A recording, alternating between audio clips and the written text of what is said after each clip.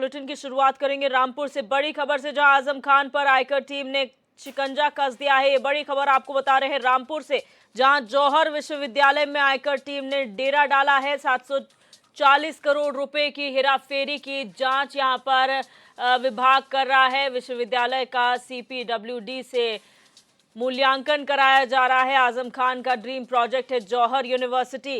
तो ये बड़ी खबर आपको बता रहे हैं रामपुर से, जहां पर आजम खान पर एक बार फिर जो है वो शिकंजा कस गया है। जहां पर जौहर विश्वविद्यालय का ये पूरा मामला है, यहां पर आयकर टीम ने डेरा डाल दिया है।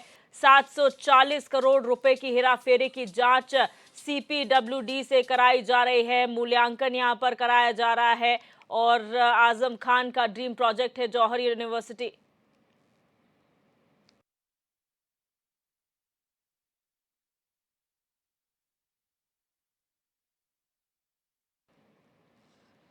तो आजम खान की मुश्किलें कम होती हुई फिलहाल नहीं नजर आ रही हैं, क्योंकि पहले ही 2 जन प्रमाण पत्र मामले में दोषी करार दिए गए हैं अब्दुल आजम खान और उनके पिता आजम खान और तानजिम फातिमा। और ऐसे में अब जौहर विश्वविद्यालय पर आयकर विभाग ने शिकंजा कसा है, जहां पर जौहर विश्वविद्यालय के 740 करोड़ की हेराफेरी की जांच यहां पर की जा रही है।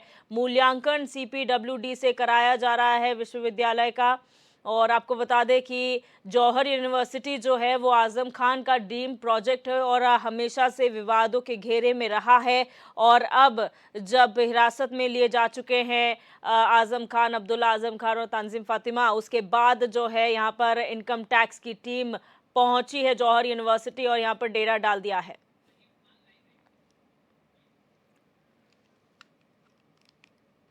और रामपुर से हमारे संवाददाता फहीम खान इसी खबर पर हमारे साथ लाइव जुड़ चुके हैं। फहीम, लगातार आजम खान पर जो है वो कार्रवाइयां हो रही हैं। पहले 2 जन प्रमाण पत्र का मामला जिसमें अब्दुल्ला आजम खान, तानजिम फातिमा और खुद आजम खान दोषी पाए गए हैं। अब जौहर यूनिवर्सिटी की बारी है। क्या कुछ कार्रवाई इनकम टैक्स डिपार्टमेंट द्वारा की जा रही है?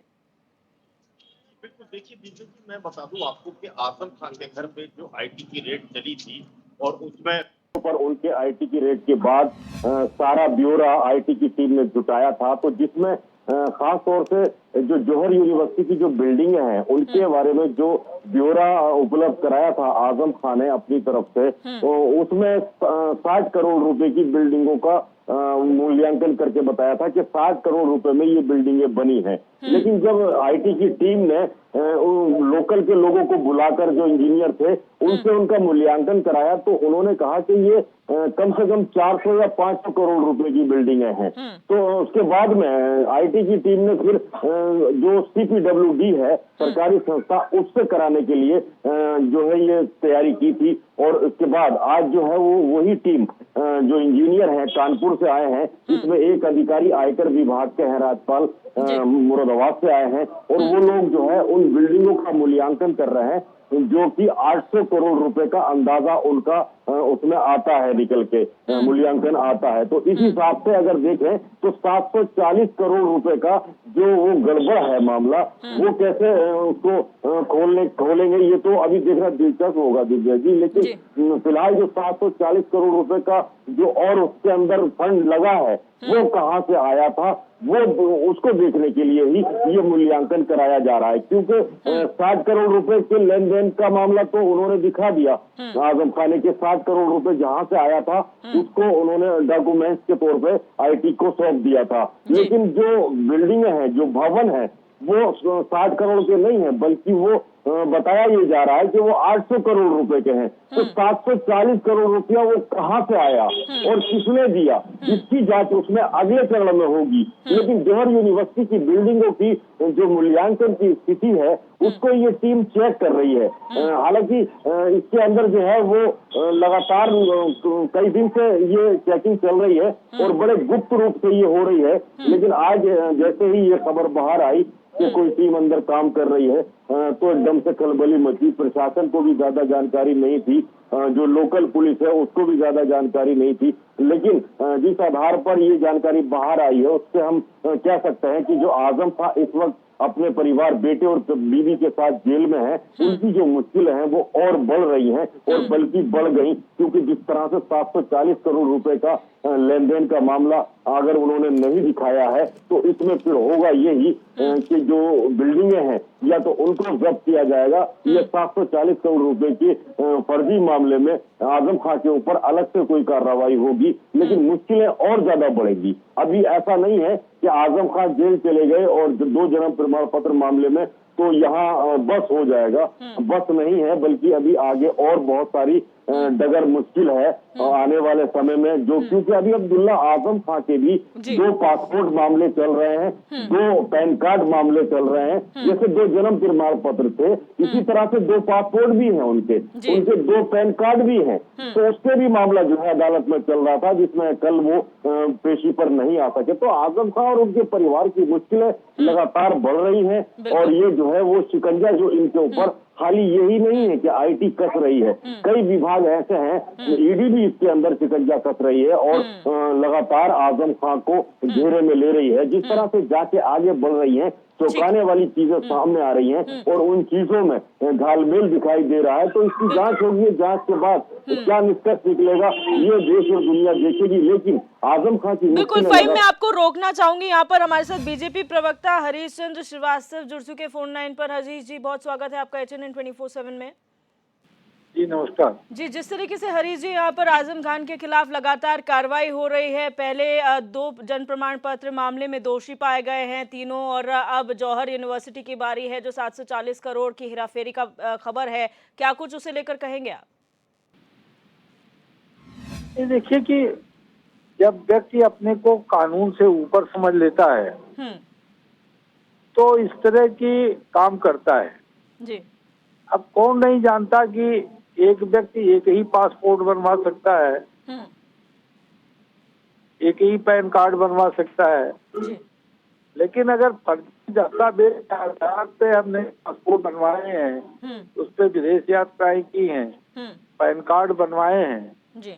तो जब भी कानून के गिरफ्त में आएगा तो निश्चित रूप से वो तो कानून का जो उल्लंघन हुआ है उसके के तहत जो प्राविधान है वो कॉन्सिक्वेंसेस तो उसको भोगने पड़ेंगे।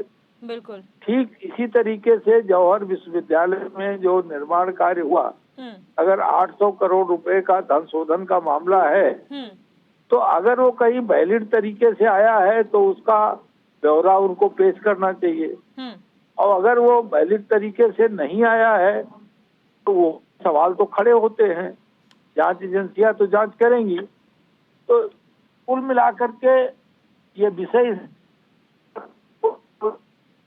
जी जी। श्रीवास्तव जी, माफ कीजिएगा, आपकी आवाज हम तक साफ नहीं पहुंच पा रही, आप बने रहिए हमारे साथ। हमारे साथ सपा प्रवक्ता DP यादव भी फोन लाइन पर जुड़ चुके हैं। यादव जी, बहुत स्वागत है आपका HNN 24/7 में। जी बहुत बहुत धन्यवाद आपका। जी यादव जी, एक बार नहीं कई बार आजम खान फंस चुके हैं और कई मामलों में फंस चुके हैं। 2 जन्म प्रमाण पत्र, 2 पासपोर्ट, 2 पैन कार्ड, इस तरीके के तमाम जो आरोप हैं उन पर लगे हैं। अब जौहर यूनिवर्सिटी की बारी है, जो कार्रवाई हो रही है उसको लेकर क्या कहेंगे आप? जी देखिए, जुल्म की इंतहा होती है। जिस प्रकार से वरिष्ठ समाजवादी नेता, 8 बार के विधायक और कैबिनेट मंत्री रहे, सांसद रहे आजम खान, जो गरीबों, मजलूमों, दलितों, पिछड़ों के कहीं न कहीं मसीहा हैं, उनको प्रताड़ित करने का काम किया जा रहा है, वो बहुत ही दुखद, दुर्भाग्यपूर्ण है और चिंताजनक भी है। लोकतंत्र में सरकारें जब तानाशाह हो जाती हैं तो निश्चित रूप से वो बेलगाम हो जाती हैं और इस प्रकार से विपक्षी दलों के नेताओं को प्रताड़ित करने का काम करती हैं। और सरकार ने जो जुल्म की इंतहा पास कर रही है, ये मान करके चलिए कि आने वाले दिनों में सरकार के लिए यही सरकार के जो ताबूत में आखिरी कील होंगे। आजम खान साहब को इतना प्रताड़ित कर दे रही है सरकार कि लोग कहीं न कहीं सरकार को इसका जवाब 2024 के लोकसभा चुनाव में देंगे। जैसे जैसे चुनाव नजदीक आ रहा है, देखिए विभिन्न जो है उनके पास जो आरोप लगा करके कभी IT के छापे डलवाए जा रहे हैं, कभी ED के छापे डलवाए जा रहे हैं, कभी CBI जांच कराई जा रही है। लेकिन जो जौहर यूनिवर्सिटी उन्होंने बनाया था उसमें जो है बच्चे तालीम ले रहे हैं, वो विश्व स्तरीय यूनिवर्सिटी है। सरकार को ये नहीं देखा जा रहा है, सरकार को सिर्फ आजम खान को टारगेट करने का काम कर रही है सरकार। ये बताइए ये जो पासपोर्ट बन रहे हैं, जो ये तमाम पैन कार्ड बन रहे हैं, ये किसकी देखरेख में बनता है? केंद्र सरकार की देखरेख में बनता है। और केंद्र सरकार का ये तो देश की सुरक्षा के साथ खिलवाड़ है।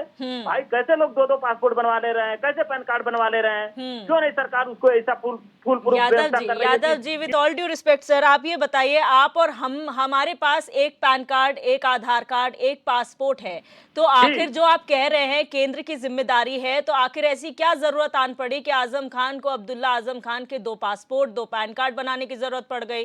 क्योंकि नॉर्मली तो एक ही पासपोर्ट इशू होता है, तो केंद्र की गलती है तो फिर आजम खान की गलती नहीं है यहाँ पर?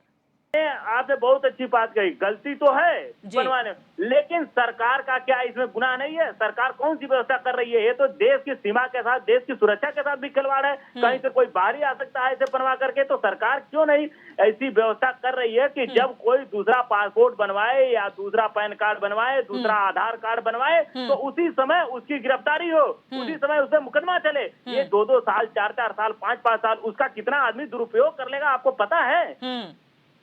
कितना इस बीच में जो आप 5 साल 4 साल उसमें मुकदमा चला रहे हैं और तब जाकर के सजा हो रही है, तब आपको पता चल रहा है कि फर्जी पासपोर्ट है, फर्जी पैन कार्ड है, फर्जी आधार है। उस बीच उसका कितना दुरुपयोग है, इसकी जिम्मेदारी किसकी है, मैं ये जानना चाहता हूँ। और आजम खान के ऊपर जिस प्रकार की जुर्म की इंतहा कर रही है भारतीय जनता पार्टी, देखिएगा एक भारत का कहीं न कहीं जो नागरिक है उसका जवाब देगा। आप इस तरह से आजम खान को कभी बकरी चोर बनाते हैं, कभी किताब चोर बनाते हैं, कभी ईंट चोर बनाते हैं, कुछ भी कोई गले उतरने वाली बात है ये? अच्छा यादव जी, एक चीज और मैं आपसे पूछना चाहती हूँ। आपने कहा कि जिस टाइम पे ये चीजें होती है उसी टाइम पे कार्रवाई होनी चाहिए। आप लोगों की जब सरकार थी, आजम खान इतने ताकतवर नेता थे, रहे हैं उस टाइम पे, आपको लगता है कि उस टाइम पे अगर ये खबर आ जाती तो आप लोग कार्रवाई होने देते या उनको गिरफ्तारी करवा देते? ये राज्य सरकार आधार कार्ड राज्य सरकार नहीं बनवाती है, पैन कार्ड राज्य सरकार नहीं बनवाती है, पासपोर्ट पैन कार्ड नहीं, पासपोर्ट का बाकायदे विदेश मंत्रालय के अंडर में बनता है। तो सरकार उस पर क्यों नहीं ऐसी व्यवस्था करे? मैं आजम खान साहब के ही केवल मामले को नहीं ले रहा हूँ, अन्य मामले भी जितने जिस तरह से आते हैं, जैसे इसका दुरुपयोग होता है, मैं उसमें कर रहा हूँ। एक सामान्य रेफरेंस में मैं कह रहा हूँ, सरकार को ऐसी व्यवस्था करनी चाहिए। और सरकार अगर नहीं कर रही है तो वो देशवासियों के साथ, देश की सुरक्षा के साथ, कहीं ना कहीं देश की जो एक जो संगठित वो है उसके साथ अपराध कर रही है सरकार, लोगों के साथ अपराध कर रही है। आप बने रहिए हमारे साथ। हरीशचंद्र श्रीवास्तव हमारे साथ बने हुए हैं। सर, अगर आप मुझे सुन पा रहे हैं, ये बड़ा लूप होल है, यहाँ पर आजम खान की गलती है, उन पर कार्रवाई हो रही है, लेकिन क्या ये सिस्टम का फ्लॉ नहीं है कि आप जब नॉर्मल रूटीन में आप एक ही पैन कार्ड इशू करवा सकते हैं, एक ही पासपोर्ट बनवा सकते हैं, तो आखिर ऐसा कौन सा सिस्टम है जो 2-2 पासपोर्ट बनवाने की इजाजत देता है और बनवा रहा है? सिस्टम तो कोई इजाजत नहीं देता, लेकिन ये जो 2-2 पासपोर्ट और 2-2 पैन कार्ड और 2-2 आधार कार्ड जो इन्होंने बनाए, वो एक में लखनऊ का एड्रेस दिया, एक में रामपुर का एड्रेस दिया, फर्जी एड्रेस देके फर्जी पते पे बनवाया। और खुद वो कबीना मंत्री थे, तो कबीना मंत्री का अपने प्रभाव का इस्तेमाल करके उन्होंने इस काम को किया, पहली बात।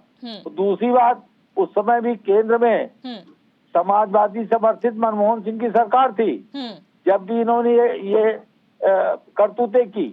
और तीसरी बात पे पूछता हूँ कि डीपी यादव जी भी तो समाजवादी पार्टी के नेता हैं, इनके यहाँ भी तो न कोई सीबीआई पहुंची, न ईडी पहुंची, न आईटी पहुंची। आखिर और बहुत सारे नेता हैं समाजवादी पार्टी के, आजम खान साहब के यहाँ क्यों पहुंची? ये बताइए ना। आजम खान साहब जो है उनमें कौन से लाल लगे थे? बहुत सारे समाजवादी पार्टी के नेता हैं, बहुत सारे दूसरे पार्टियों के नेता हैं, उनके यहाँ तो किसी के यहाँ नहीं पहुंची। लेकिन यही तो बड़ा सवाल है श्रीवास्तव जी, यही तो बड़ा सवाल है सर जी, यही तो बड़ा सवाल है कि जब मंत्रियों पे कार्रवाई हो रही है, नेताओं पे कार्रवाई हो रही है, तो क्या उन अधिकारियों पर कार्रवाई नहीं होनी चाहिए? क्योंकि सिर्फ आजम खान का मामला नहीं है, कई ऐसे लोग हैं जो फर्जी तरीके से आधार कार्ड भी बनवा लेते हैं, फर्जी पते पे बनवा लेते हैं, फोर्जरी हो सकती है। ये वो आइडेंटिटी प्रूफ्स है जो नेशनल लेवल पर, इंटरनेशनल लेवल पर चलते हैं, और अगर उसमें फोर्जरी हो सकती है तो अधिकारियों के खिलाफ कार्रवाई नहीं होनी चाहिए? बिल्कुल होनी चाहिए, उन अधिकारियों के खिलाफ भी कार्रवाई होनी चाहिए जो जिन्होंने ये फर्जी कार्ड बनाए, उनके खिलाफ कार्रवाई होना चाहिए। श्रीवास्तव जी और यादव जी, आप दोनों का बहुत शुक्रिया हमारे साथ जुड़ने के लिए। फहीम खान हमारे संवाददाता लगातार हमारे साथ लाइव बने हैं। फहीम, आपने दोनों को सुना, बीजेपी का पक्ष भी और सपा का पक्ष भी। ये तो राजनीति है, लेकिन लूप होल सबसे बड़ा ये है कि जब मंत्री ये काम करा सकते हैं तो आम जनता क्यों नहीं? आम जनता के पास भी ये सुविधा क्यों नहीं? पैन कार्ड भी दो, पासपोर्ट भी दो, हर चीज दो दो अलग अलग आईडी से, अलग अलग एड्रेस से हो सकती है। जी देखिए मैं आपको ये थोड़ा सा पीछे लेके समझा दूं कि इस पूरे मामले को थोड़ा सा ऐसा समझना होगा कि आजम खान के जो बेटे हैं अब्दुल्ला आजम, दरअसल 2012 की मैं अगर बात करूं तो 2012 में सपा की सरकार थी और सपा की सरकार में चूंकि आजम खान बहुत कद के नेता थे और इतने बड़े कद के नेता थे कि उनके यहाँ अगर कोई भी अधिकारी होता था सलाम करने तो जाता ही था, और वो जो कह देते थे उसको मुख्यमंत्री भी जो है वो टाल नहीं सकते थे, और जो वो करते थे सफाई से भी कहीं ज्यादा पैसा उन्होंने रामपुर के अंदर लगाया। नो डाउट रामपुर का विकास उन्होंने किया, लेकिन साथ साथ जो उनके अंदर एक चाहत थी अपने बेटे को विधायक बनाने की, अब्दुल्ला आजम को विधायक बनाने की, उस चाहत ने कहीं ना कहीं आजम खान की राजनीति में ये बवंडर खड़ा किया है। तो आजम खान ने जिस तरह से सवाल टाला, विधानसभा को अरबों रुपया दिया और यहाँ के जो मौजूदा चेयरमैन थे उस वक्त के, उनको अरबों रुपया देके अरबों का आदमी बना दिया।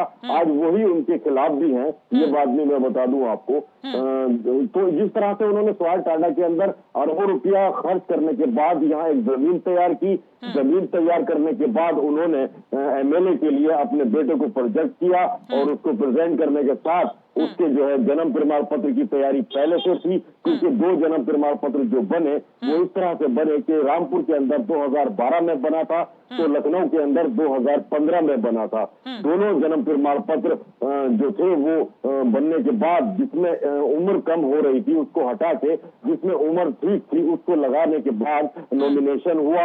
आरओ से इसमें आपत्ति दर्ज की गई थी, लेकिन आरओ ने उसको दरकिनार कर दिया था और उसके बाद में चुनाव लड़े अब्दुल्ला आजम। चुनाव लड़ने के बाद वो जीते और जीतने के बाद में ही ये विवाद शुरू हुआ। अब्दुल्ला आजम के जो विरोधी थे उन्होंने जो है इसमें 2 जन्म प्रमाण पत्र का जिन्न बाहर निकाल दिया। लोग तो ये कहते हैं कि घर का भेदी लंका ढाए, कहीं घर में से ही ये चिंगारी निकली कि इसमें 2 जन्म प्रमाण पत्र हैं।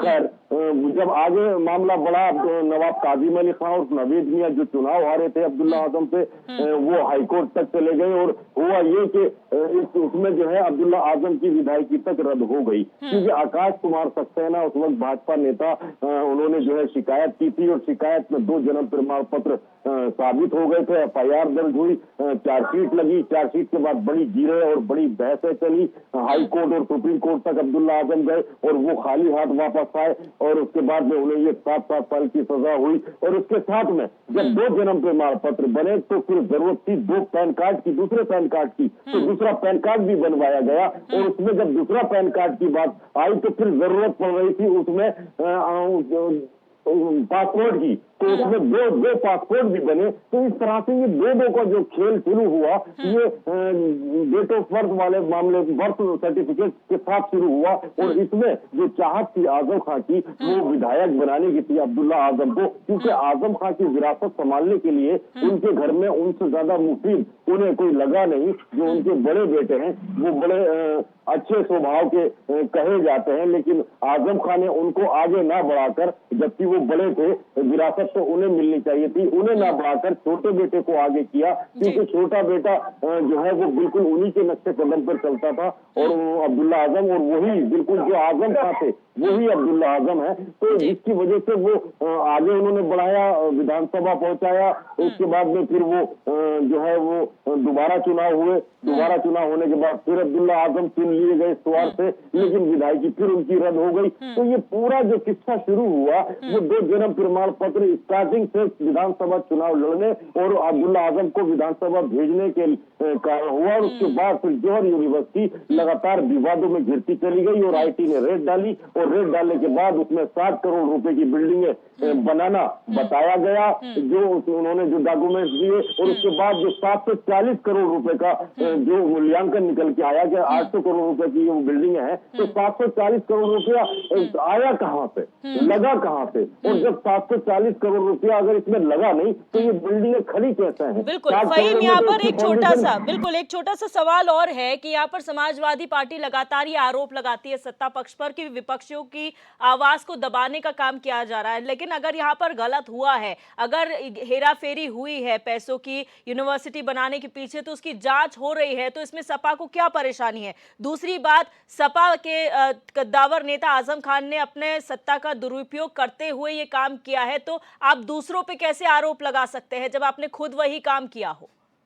जी बिल्कुल, देखिए समझना होगा इसको कि ये बात कहना बड़ा आसान है कि साहब ये बदले की भावना से हो रहा है, या बिल्कुल होता है, हर सरकार में होता है, सभी करते हैं, इसमें कुछ ज्यादा हो रहा है, ये बात बिल्कुल सही है। आजम खान चूंकि मुस्लिम नेता और मुस्लिम लीडर है और समाजवादी पार्टी की कमर तोड़ने के लिए भारतीय जनता पार्टी के पास यही एक शख्स है, इसको अगर उन्होंने डाउन कर दिया तो समाजवादी पार्टी 0 पे आउट हो जाएगी, इसमें कोई शक नहीं, क्योंकि आजम खान ही है जिनकी आवाज पर 20% से कहीं ज्यादा वोट जो है वो 80 जो 20% उत्तर प्रदेश के अंदर वोट है उसमें 80% वोट समाजवादी पार्टी को आजम खान के जरिए चला जाता है और समाजवादी पार्टी राज करती चली आई है। और यही वजह है कि आजम खान को ताकत देती रही है समाजवादी इसी वजह से। लेकिन जो उन्होंने काम किए उसकी जांच हो रही है और उस जांच में क्या सही और क्या गलत है ये जांच एजेंसी बताएगी। अगर जांच एजेंसी कोई भी, दिव्या जी बात को समझना पड़ेगा, जांच एजेंसी अगर कोई भी काम गलत करती है तो उसके बाद में कोर्ट है ना,